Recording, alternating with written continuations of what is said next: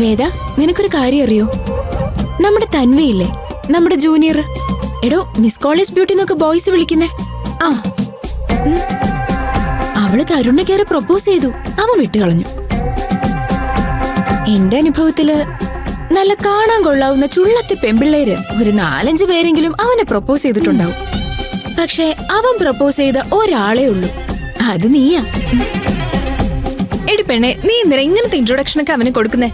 ചുമ്മാ ഇരുന്നേ. ഹീറോ.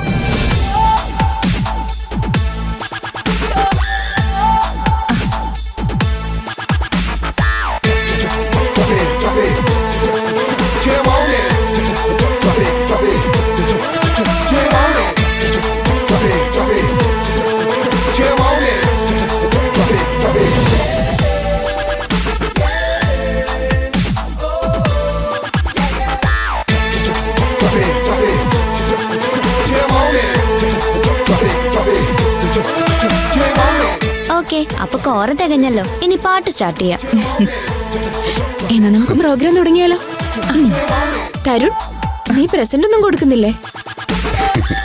എടാ, അത് മോശമായി പോയി. നിന്റെ ഗിഫ്റ്റ് എന്താണെന്ന് അറിയാൻ വേണ്ടി കാത്തിരിക്കുകയായിരുന്നു ഞങ്ങൾ.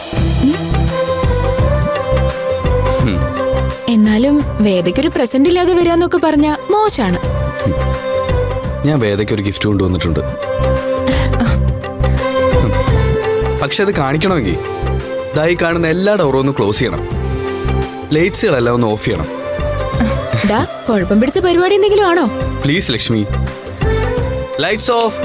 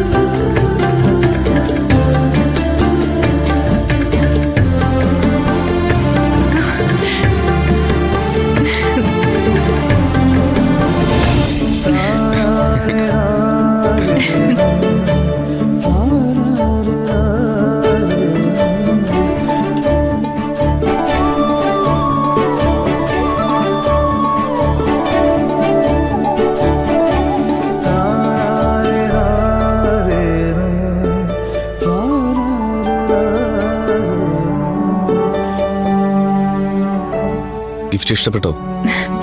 Thank you. ഇതെങ്ങനെയാ എന്റെ ഫോട്ടോസ് ഒക്കെ സംഘടിപ്പിച്ചേ? സ്നേഹത്തിന് മറികടക്കാൻ പറ്റാത്ത ഒരു വേലിക്കെട്ടും ഈ ലോകത്ത് ആരും പെടുന്നിട്ടില്ല. കാലയ്ക്ക് മോനെ, എന്താ ഒരു പഞ്ച്. ഓക്കെ, ഇനി നമുക്ക് കേക്ക് കട്ട് ചെയ്യാം.